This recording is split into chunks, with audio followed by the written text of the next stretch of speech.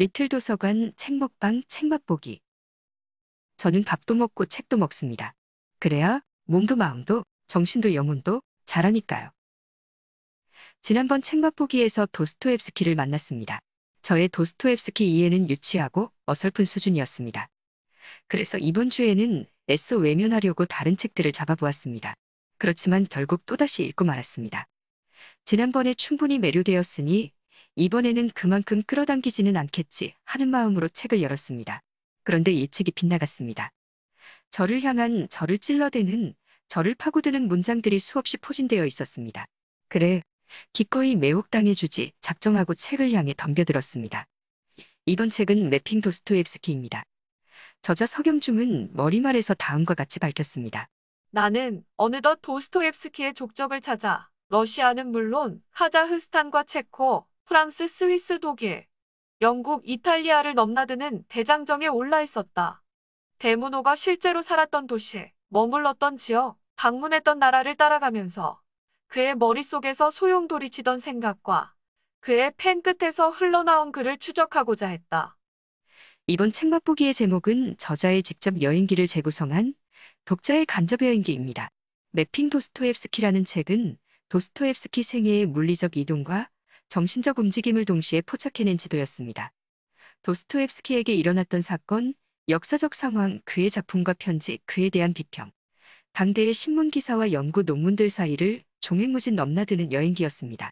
책의 스케일에서 러시아가 보이는 듯했습니다. 다방면의 학식과 상식을 동원한 이 자유자재의 여행기가 나오기까지 저자의 인간 교류들도 한몫했다는 사실이 책에 언급되어 있었습니다. 그 인간 네트워크를 상상하는 것만으로도 마음이 따뜻해졌습니다. 사람의 인연은 참 신비하구나 싶었습니다. 19세기 도스토옙스키의 일거수 일투족은 21세기 서경중에게서 낱낱이 밝혀지고 있었습니다. 저자가 용의주도하게 주시했던 도스토옙스키의 자취를 단번에 감상하기는 아까웠습니다. 한꺼번에 읽고 싶은 마음을 꾹 누르며 아껴가며 만나게 읽기로 했습니다. 도스토옙스키가 서경중에게 건넨 의미를 또다시 제가 건네받으려면 폭식과 포식은 금물이었습니다. 곱씹고 싶었으니까요. 책 맛보기에서 다루지 못한 내용이 궁금하거나 책 맛보기가 흡족하지 않다면 직접 저자의 책을 만나보기 바라며 이제 여행을 떠나기로 합니다. 제가 재구성한 여행기입니다. 저자를 따라 첫 번째 도착한 여행지는 모스크바입니다. 모스크바 근처에서 도스토옙스키의 자취를 만날 수 있는 곳은 대략 4곳입니다. 도스토옙스키가 사춘기까지 살았던 빈민병원 사택, 종종 방문했던 이모네의 으리으리한 쿠마린대 저택, 아버지를 죽였던 농노와 늑대를 피해 달아나던 어린 자신을 보살펴준 농노가 함께 거주한 다로보의 마을, 죽기 6개월 전 청중을 감동으로 몰아넣은 강연장, 연방회관이 그 곳들입니다. 어린 시절 도스토옙스키는 모스크바 빈민병원 사택에서 살았습니다. 현재 사택은 도스토옙스키 생가 기념관으로 운영되고 있습니다. 빈민병원이었던 건물의 전면은 웅장한 기둥들로 위엄을 드러내고 있습니다. 빈민병원의 위풍당당한 외양은 그 일대가 극빈자 공동묘지터였다는 사실을 잊게 하려는 전략적 차원에서 고안된 것입니다. 이미지에 약한 또 쉽게 잊어버리는 인간의 속성을 간파한 정부 정책이었던 셈입니다. 생가 기념관 정원에 세워진 동상을 서경중 저자는 좋아한다고 합니다. 좋아하는 이유를 저자로부터 들어봅니다. 조각가의 철학적 공력이 아낌없이 묻어난다. 구도자의 이미지를 연상시키면서도 기묘한 힘을 발산한다. 고통을 직시하는 게 너무 힘들어서일까? 시선은 정면에서 비껴 있다. 마주 잡은 두 손의 굳건한 결합 덕분에 옷자락이 그나마 어깨에서 미끄러져 내리지 않는 것 같다. 인간사도 마찬가지 아닌가. 피할 수 없는 고통 속에서 우리가 할 수 있는 것은 서로를 꼭 붙잡아 주는 것밖에 없지 않을까. 붙잡을 대라고는 결국 인간밖에 없을 테니. 도스토옙스키의 아버지는 부지런한 품성을 가진 빈민병원 의사였습니다.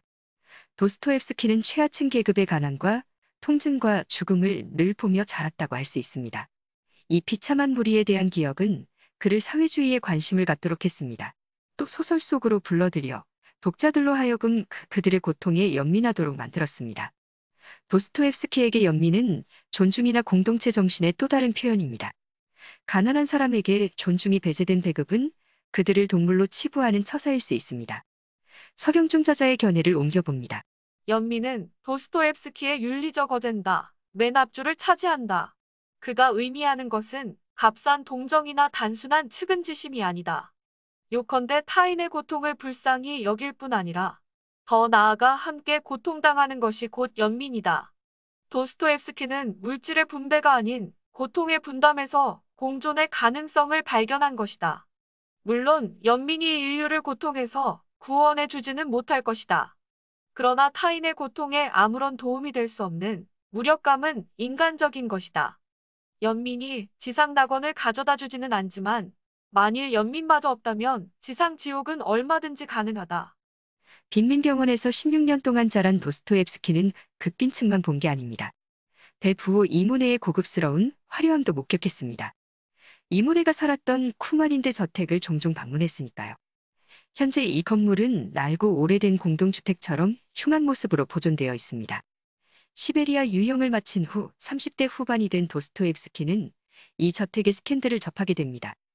이모네의 삼각관계 소문은 그의 소설 백치에서 재현됩니다. 소설에는 스캔들에 얽힌 모든 사람에게 불행한 종말을 안깁니다. 어쩐지 현재의 흉물스러운 저택의 외관이 비극적인 스캔들을 고스란히 반영하는 듯합니다. 소설 백치는 이해하기가 어렵다고 평가합니다. 단순한 제가 평가 아닌 추측을 해본다면 돈과 지위, 이성과 지성으로 해결할 수 없는, 아니 오히려 그것들 때문에 자초하는 공멸에 대한 이야기를 하고 싶었던 게 아닐까 싶습니다. 연결고리가 끊어진 가족, 국가, 인류의 미래와 공동체 정신이 훼손된 현장을 실체로서 적나라하게 보여주는 빛바랜 저택은 도스토옙스키 문학 탄생의 근거지 중의 한 곳임은 분명해 보입니다. 이 퇴색해가는 볼품없는 주택은 도스토옙스키의 의중을 강하게 대변하고 있는 듯합니다. 내가 몸담고 있는 공동체가 힘들게 여겨져서 떠난 여행이라면 이곳을 한 번쯤 들러봐도 좋을 듯합니다. 물론 저처럼 간접적으로 이렇게 책 읽기로도 가능합니다만. 하하하. 도스토옙스키의 아버지는 이모네의 병원 방문과 기부에 대해 내심 꺼림칙하게 여겼습니다. 하지만 어린 도스토옙스키는 이모네가 빈민을 위해 기부하는 돈을 보았고 그들이 가져오는 고급 선물도 보았습니다. 또한 그는 심각한 경제 위기를 모면하기 위해 이모에 관대한 원조 덕을 보기도 했습니다. 도스토옙스키는 돈의 위력을 실감한 사람입니다. 그런 그는 돈을 벌기 위해 죽기 살기로 소설을 썼던 사람입니다. 그에게 글쓰기는 돈 벌기였습니다. 도스토옙스키와 돈의 관계를 저자는 다음과 같이 전달합니다. 훗날 도스토옙스키는 돈은 주조된 자유다 라는 유명한 말을 했다. 어린 시절 느낀 돈의 속성을 그대로 담고 있는 말이다.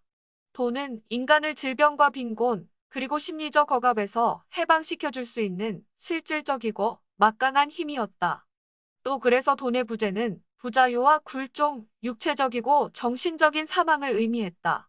그는 가난한 사람들에 대한 연민을 멈춘 적이 없지만 또 그렇다고 해서 부자라고 무조건 비난하지도 않았다.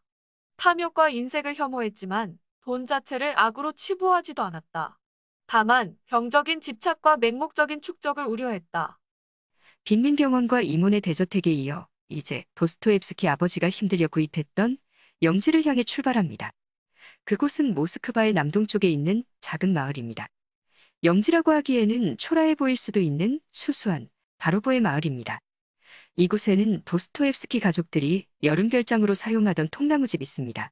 그 통나무집이 현재 도스토옙스키 기념관이 되었습니다. 아버지는 병원 은퇴 후 통나무집에 기거하면서 농노들을 관리하며 도시에서 공부하는 자식들 뒷바라지를 했습니다. 아내가 폐병으로 죽고 없는 상태에서 혼자서 그 일들을 감당하기는 쉽지 않았을 것입니다. 게으르고 반항적으로 보이는 농노와의 원활한 소통은 아버지의 능력 밖일 수 있었습니다. 처벌에 불만을 품은 농노들에 의해 아버지는 죽임을 당하고 맙니다. 아직도 그 죽음의 원인은 명쾌하게 밝혀진 바가 없습니다만 농노가 관련되어 있음은 사실일 듯합니다. 어린 시절 다로보의 마을에서 끔찍한 폭력을 직접, 그것도 자주 목격했던 도스토옙스키는 인간 본성에 내재되어 있는 폭력성을 알아차리고 있었습니다. 어느 누구든지 인간이라면 폭력의 피해자이면서 폭력의 가해자가 될 수 있다는 사실을 수긍했습니다.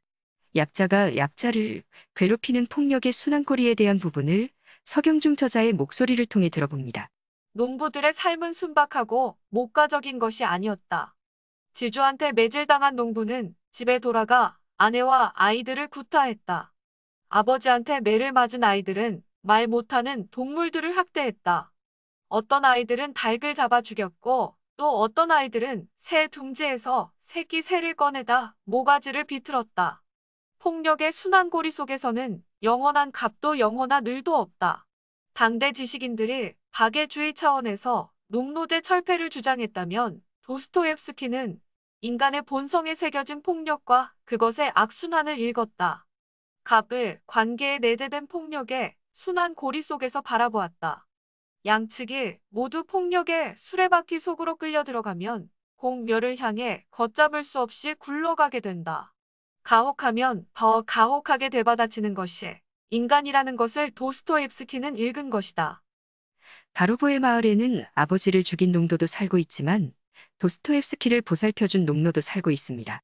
귀족들이 모두 선한 사람이 아니듯 농노들이라고 해서 모두 악한 사람이 아닙니다. 이 간단한 한 문장을 도스토옙스키는 누누이 거듭거듭 강조하고 있습니다. 귀족과 농노 모두를 획일적으로 좋은 사람이 되도록 할 수는 없습니다. 그런 세상은 있을 수가 없습니다. 이 한계 속에서 목숨 가진 우리들은 서로서로 연결된 채 저마다 살아내야 합니다. 그래서 한 점 부끄러움 없이 산다는 것은 현실적으로 어려울 수 있습니다. 도스토옙스키는 소설 농부마레이에서 아버지를 죽인 농노에 대해 증오를 누그러뜨리고 승화시켜냅니다. 그것은 농노 전체, 시민 전체, 인류 전체로까지 확장될 것입니다. 그러니 도스토옙스키에게 소설 쓰기는 돈 벌기이면서 동시에 인간되기입니다. 저도 도스토옙스키처럼 인간이 되어가면서 생계도 도모할 수 있다면 하는 희망을 품어봅니다. 농부 마레이를 읽으면 사람들을 바라보는 안목을 성숙시킬 수 있으려나 모르겠습니다. 농부 마레이의 일부분을 전합니다. 아이는 늑대를 피해 혼비백산에 밭을 갈고 있는 농부한테로 달려들었다. 기골이 장대한 50살가량의 농노 마레이였다. 하얗게 질려 바들바들 떠는 아이를 농노는 포근하게 안았다. 손톱에 새까맣게 흙이 낀 투박한 손으로 아이의 볼을 쓰다듬고는 아이에게 성호를 그어주었다. 아이는 먼발치에서 고개를 끄덕이며 지켜봐주는 마레이 덕분에 집에 무사히 도착했다. 마레이의 부드러운 미소와 그가 성호를 긋던 모습이 떠올랐다. 그것은 빈 들판에서 이루어진 둘만의 만남이었다. 오로지 10만이 일자 무식농노의 가슴을 채우고 있는 깊고도 고상한 인간의 감정을, 그리고 섬세하고 여성스럽기까지 한 그 부드러운 마음을 저 높은 곳에서 보고 있었을 것이다. 막사 안의 농부 죄수들을 다르게 보기 시작했다. 짐승 같지만 무한히 불행한 인간이 보이기 시작하자 증오가 수그러들었다. 그동안 보이지 않던 것들이 보이기 시작했다. 러시아 민중이 가진 강인함, 예술적 재능, 마레이가 보여주었던 깊고도 고상한 인간의 감정이 드러나기 시작했다. 이것은 놀라운 개안의 순간이다. 도스토옙스키가 죽기 6개월 전 그의 나이 59세에 강연을 한 곳은 연방회관입니다. 당시 러시아 사회는 진보와 보수의 첨예한 대립이 고조되던 시절이었습니다.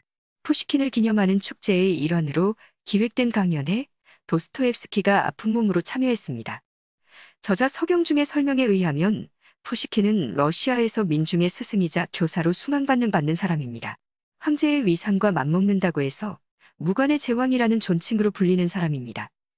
러시아 혁명의 단초가 되는 당원들과 친밀한 관계를 맺기도 한 시인입니다. 푸시킨을 기념하는 동상에 제막식이 성대하게 열리는 날, 극과 극인 두 사람의 강연은 나란히 기획되어 있었습니다. 진보를 대변하는 투르게네프와 보수를 대변하는 도스토옙스키가 그들입니다. 또 푸시킨 동상은 민간 주도로 제작되었는데도 불구하고 황제가 동상 제막을 흔쾌히 지지해 주었습니다. 이렇게 대립하는 양측이 모두 참여하는 축제를 통해 화합을 도모하고자 하는 기획 의도가 엿보입니다. 푸시킨을 주축으로 화해 분위기를 조성하기 위해 온 러시아가 떠들썩한 축제를 거행했습니다. 도스토옙스키는 그 축제에서 러시아인들에게 안성맞춤인 연설을 했습니다. 객석이 광란의 찬사로 호응했다는 그 강연 현장의 분위기를 서경중 저자의 목소리를 통해 전달합니다. 도스토옙스키는 구겨진 싸구려 양복에 흰색 나비텍타이를 삐뚤음하게 메고 있었다. 창백한 얼굴에는 병색이 완연했고 원고를 쥐고 있는 손은 부들부들 떨렸다. 그러나 그는 강연을 시작한 지 5분도 지나지 않아 청중을 완전히 사로잡았다. 한 구절이 끝날 때마다 환호성과 박수가 쏟아지는 바람에 40분이면 족할 강연이 1시간 넘게 걸렸다. 마침내 도스토옙스키가 연설을 마치고 객석을 향해 허리 굽혀 절했다. 순간 객석은 찬물을 끼얹은 듯 조용해졌다. 모두가 숨을 들이마신 상태에서 얼어붙은 것 같았다. 그러더니 갑자기 홀의 뒤편부터 우레와 같은 함성이 터져나왔다.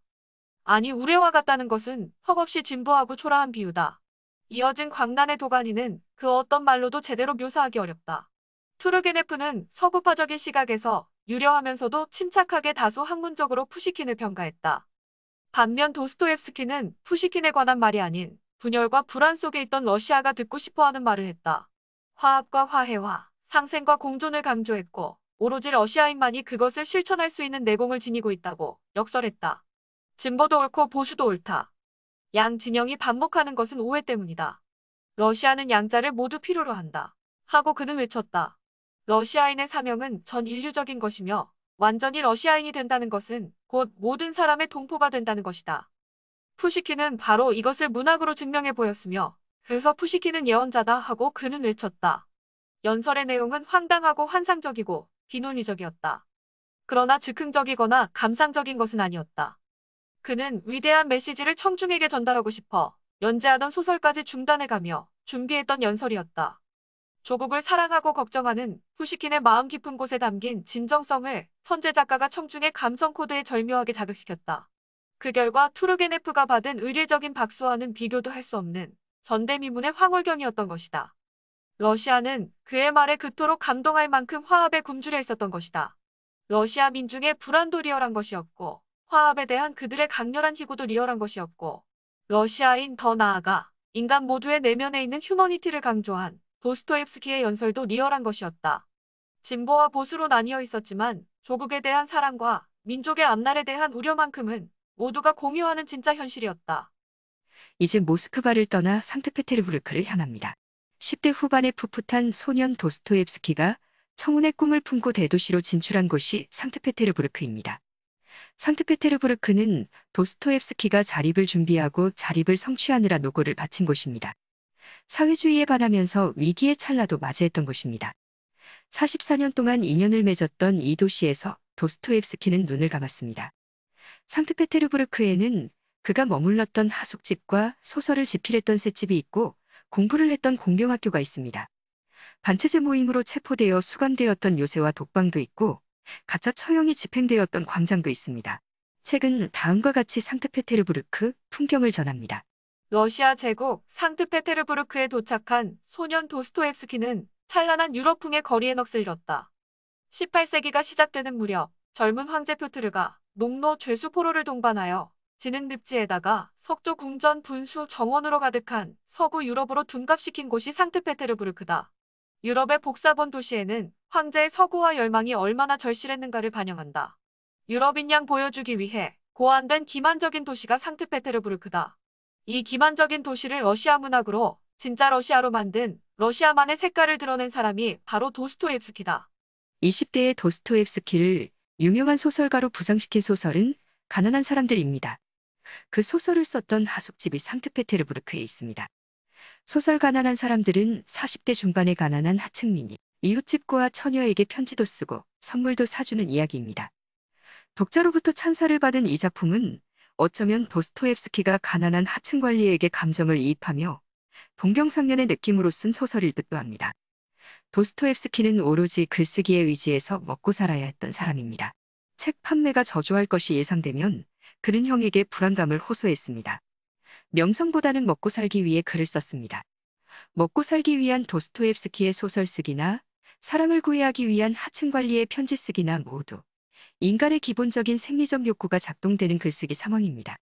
편지 쓰기로 스스로 거듭나는 인간 하층민의 모습을 소설로 그려가는 과정에 소설 쓰기로 거듭나는 인간 도스토옙스키 자신의 모습을 고스란히 녹이고 싶었던 게 아닐까 싶습니다. 즉 편지 쓰기 하는 인간과 소설 쓰기 하는 인간을 동일시하며 썼을 것도 같은데 서경중 저자는 다음과 같이 동일시가 아닌 영민과 존중으로 해석합니다. 도스토옙스키는 동정의 대상일 뿐인 하급 관리로부터 글 쓰는 인간을 창조했다. 기성 작가들이 오로지 사회 문제로만 탐색할 때 그는 인간의 내면 풍경을 파고들었다.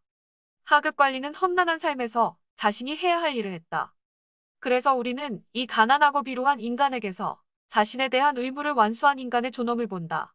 청년 도스토옙스키는 하층민을 향한 연민을 새로운 방식으로 표현한 것이다.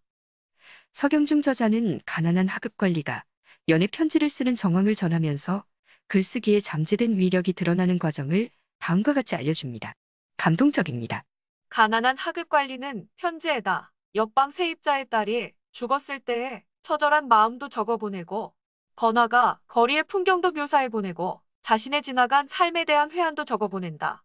그는 연애 편지를 쓴 것이 아니라 삶을 썼다.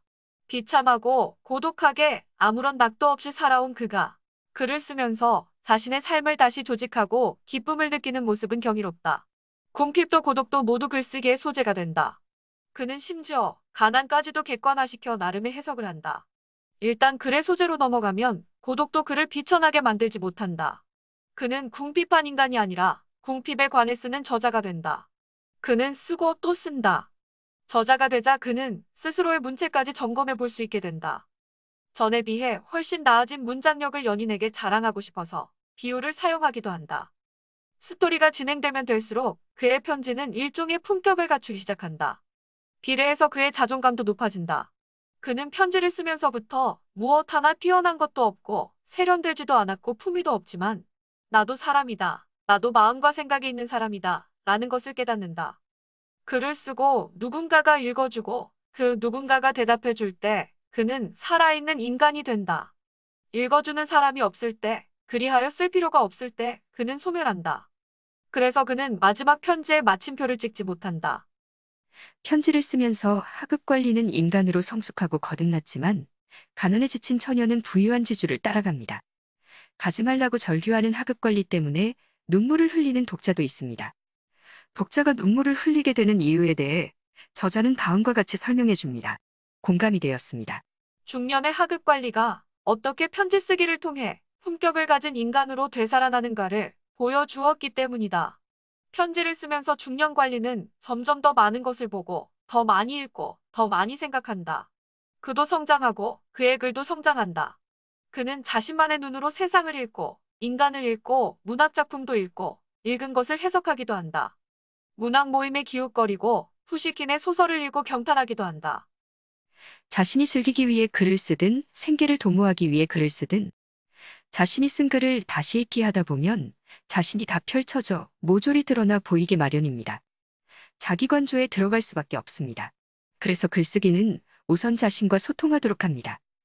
소통하다 보면 인간이기에 간혹 망각할 수밖에 없는 허위의식과 인정욕구를 자각하게 합니다. 글쓰기가 위선과 기만을 끊임없이 덜어내는 수행이 됩니다.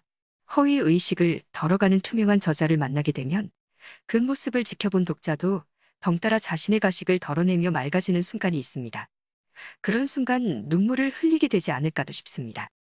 도스토옙스키는 책 읽고 글 쓰는 인간을 창조했지만 흥미로운 사실은 독서의 찬을 무조건적으로 하지 않았다고 저자는 들려줍니다. 독서는 소통과 고립 둘 다를 의미한다. 사람들은 책을 통해 만나고 사랑하고 서로를 이해한다. 소통으로서의 독서는 사랑의 한 방식이다. 반면 독서는 고립을 의미할 수 있다. 그러나 도스토옙스키는 소설 속에서 책을 많이 읽자는 취지의 말을 한 적이 없다.